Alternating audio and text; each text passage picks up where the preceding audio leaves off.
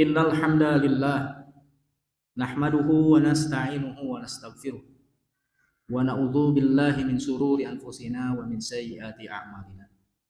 May yahdihillahu fahuwal muhtadi wa may yudlil falan tajida lahu waliyyan mursyida. Asyhadu an la ilaha illallah wa asyhadu anna Muhammadan abduhu wa rasuluh alladzi la nabiyya wa la rasula ba'da. Ikhwati iman jamaah salat Jumat yang sama-sama mengharap ridho Allah Subhanahu wa taala.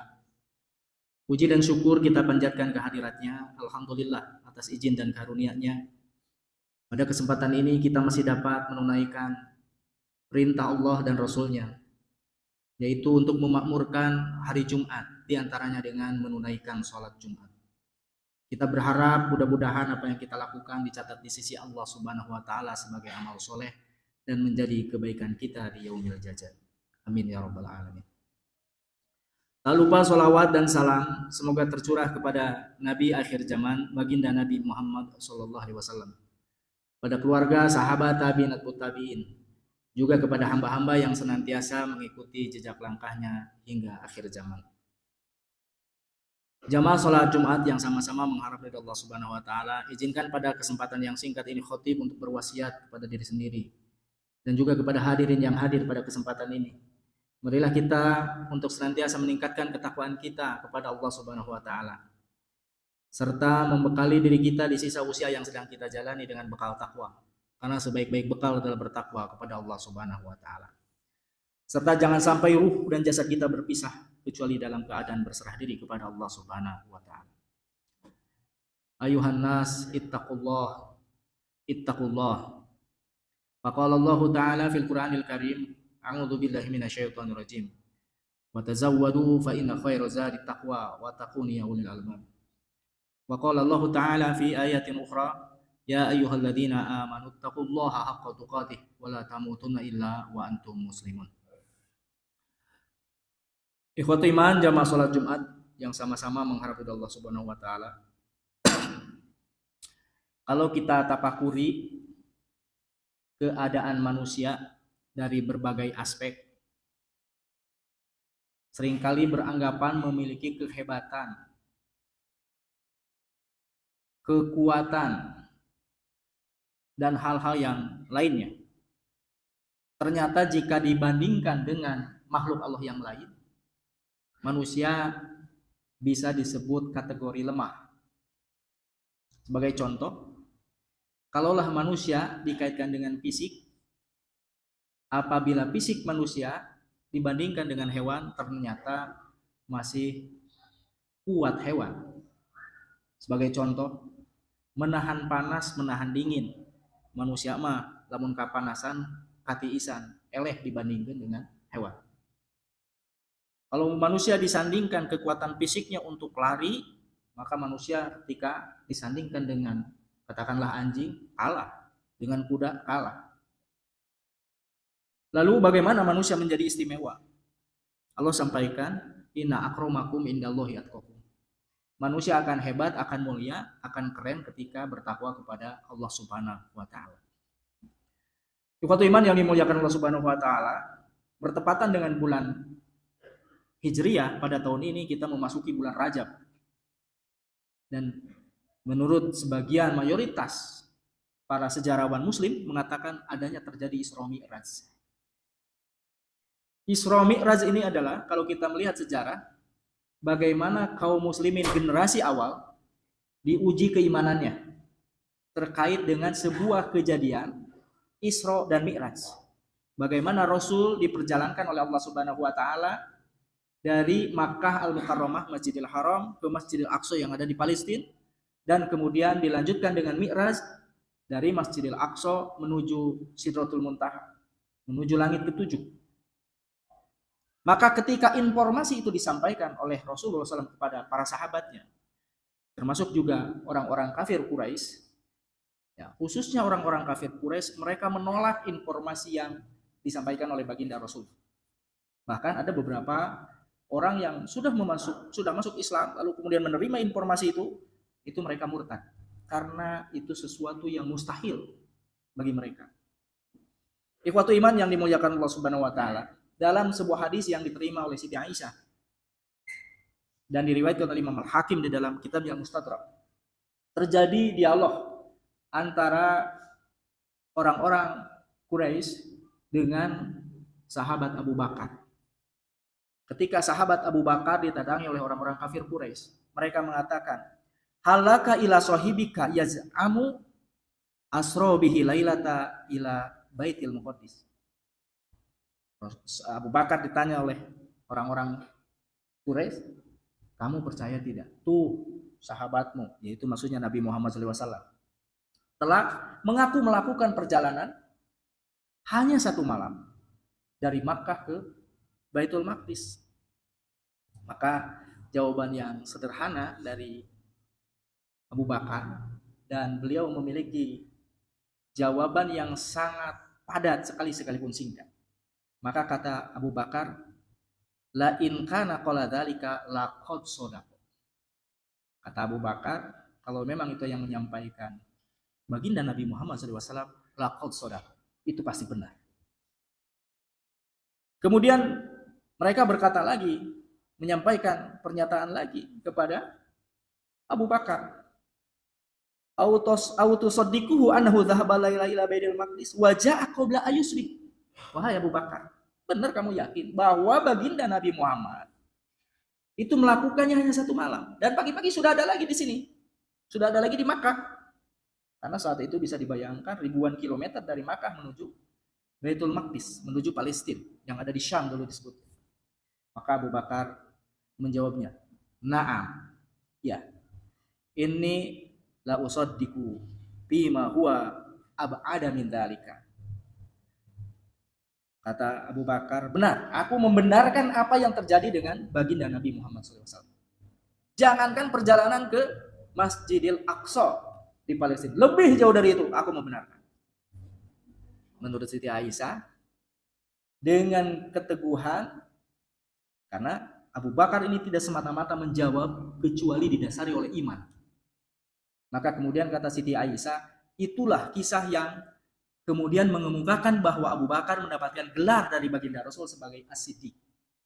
Sebagai kita maklumi, Abu Bakar sering dikenal dengan sebutan nama Abu Bakar Siddiq. Ikhwatu iman yang dimuliakan Allah Subhanahu wa taala.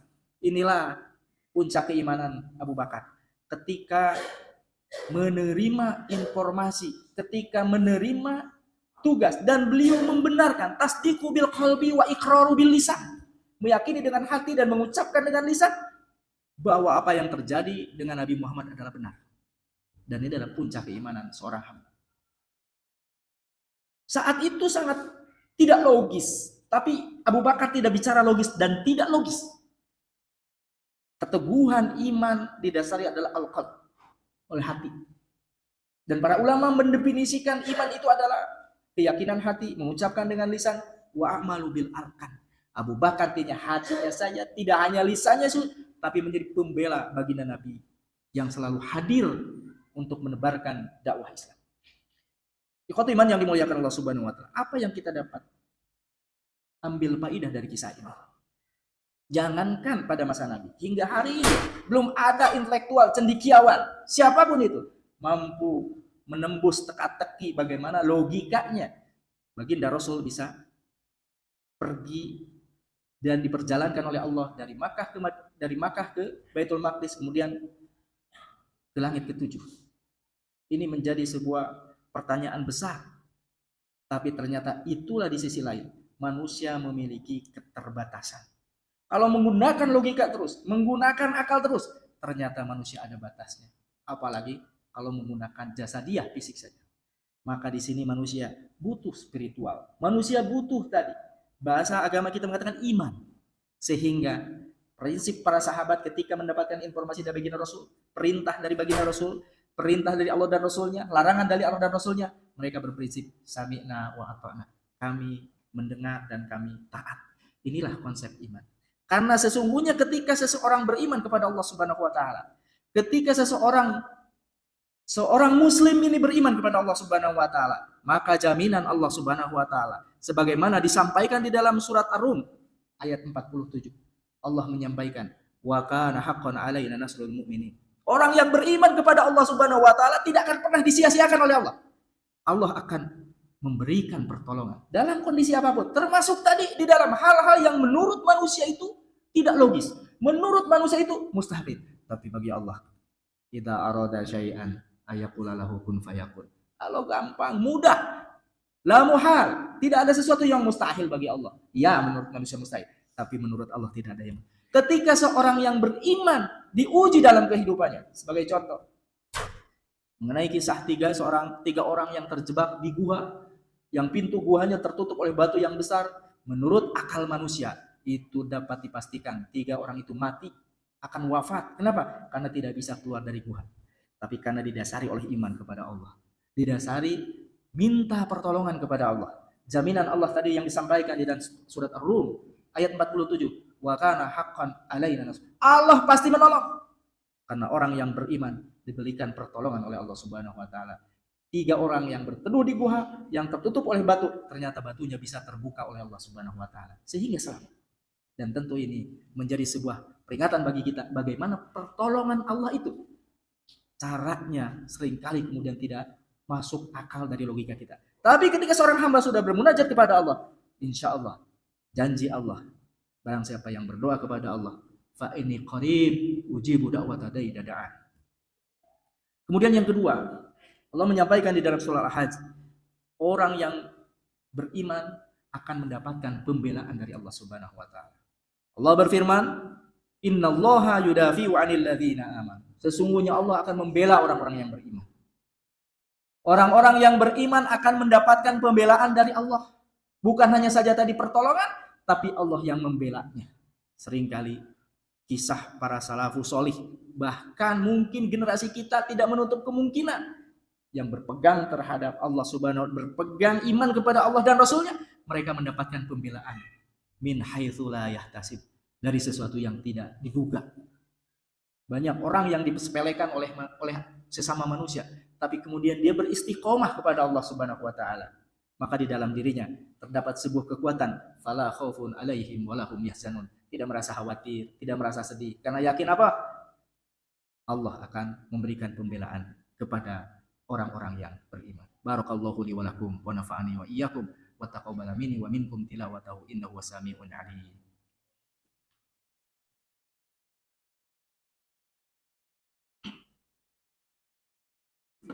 Alhamdulillahi rabbil alamin wa bihi nasta'in wa la umuri dunya wa din. Asyhadu an la ilaha illallah wahdahu la syarikalah wa asyhadu anna Muhammadan abduhu wa rasuluh alladzi la nabiyya wa la rasula ba'da. Ikhwatu iman jamaah salat Jumat yang sama-sama mengharapkan Allah Subhanahu wa taala. Apabila dikaitkan tadi kisah Isra Mi'raj berkaitan dengan Nabi, berkaitan dengan Abu Bakar dan baginda Nabi sallallahu alaihi wasallam yang menyampaikan kisah, maka terdapat tanda keimanan yang patut kita teladani dari sosok Nabi, daripada sosok Abu Bakar. Termasuk juga tadi 2 firman Allah Subhanahu wa taala di dalam surat Rum dan juga di dalam surat Al-Hajj, meneguhkan kepada kita ketika kita diuji oleh Allah Subhanahu wa taala, ketika kita menjalani perjalanan hidup kita, maka sesungguhnya kita sebagai orang-orang yang beriman, kaum muslimin, ada sebuah pernyataan dalam diri kita bahwa keteguhan keimanan kita diuji. Maka sesungguhnya kita kembalikan kepada Sang Khalik ketika kita menjalani kehidupan kita di dunia ini. Karena pada hakikatnya tugas manusia adalah, Allah sampaikan, wa ma khalaqtul jin wal ins illa liya'budun. Sesungguhnya aku tidak semata-mata menciptakan jin dan manusia kecuali untuk beribadah kepada Allah Subhanahu wa taala. Maka dalam konteks itu, marilah kita, apapun profesinya, bagaimanapun kondisinya, dimanapun keadaannya, kita serahkan diri kita kepada Allah Subhanahu wa taala. Karena innallaha la yukhliful mi'ad. Allah tidak akan pernah menyalahi janji-janjinya. Jadi ketika manusia diperintahkan untuk beribadah, dia taat kepada Allah Subhanahu wa taala, beristiqomah dengan ajaran Allah Subhanahu wa taala, hakul yakin Allah akan bersama kita. Termasuk ketika kita menghadapi kesulitan-kesulitan, menghadapi ujian-ujian kehidupan, maka sesungguhnya kita tetap menjadi hamba-hamba yang senantiasa taat kepada Allah Subhanahu wa taala. Ikhwatu iman yang dimuliakan Allah Subhanahu wa taala, itu saja yang bisa disampaikan. Mudah-mudahan bermanfaat. Apa yang menandai Allah dan Rasulnya, yang salah murni kehilapan dan kekurangan saya kira dimaafkan dan juga diluruskan. Innallaha malaikatahu yashalluna 'alan nabi ya ayyuhalladzina amanu shallu 'alaihi wa sallimu taslima. Allahumma shalli ala Muhammad wa ala ali Muhammad kama shallaita ala Ibrahim wa ala ali Ibrahim fil alamin innaka Hamidum Majid. wa barik ala Muhammad wa ala ali Muhammad kama barakta ala Ibrahim wa ala ali Ibrahim fil alamin innaka Hamidum Majid. Allahumma ighfir lil muslimina wal muslimat wal mu'minina wal mu'minat al ahya minhum wal amwat. Allahumma ansur muslimina fi Filistin, Allahumma ansur muslimina fi Iraq, Allahumma ansur muslimina fi Yaman, Allahumma ansur muslimina fi Suriah, Allahumma ansur muslimina fi kulli makanin alladhi yudhkaru fihi hasmullah. Allahumma arinal haqqa haqqan warzuqna ittiba'ah wa arinal batila batila warzuqna ijtinabah. Rabbana dhalamna anfusana wa in lam taghfir lana wa tarhamna lanakunanna minal khasirin. Rabbana ighfir lana wa li ikhwanina alladhina sabaquna bil iman wa la taj'al fi qulubina ghillan lil ladzina amanu rabbana innaka ra'ufur rahim. Rabbana la tuzigh qulubana ba'da idh hadaitana wa hab lana min ladunka rahmah innaka antal wahhab. Rabbana atina fid dunya hasanah wa fil akhirati hasanah wa qina adzabannar. Subhana rabbika rabbil izzati amma yasifun wa salamun alal mursalin walhamdulillahi rabbil alamin. Aqulu qouli hada astaghfirullah li wa lakum. Assalamualaikum warahmatullahi wabarakatuh.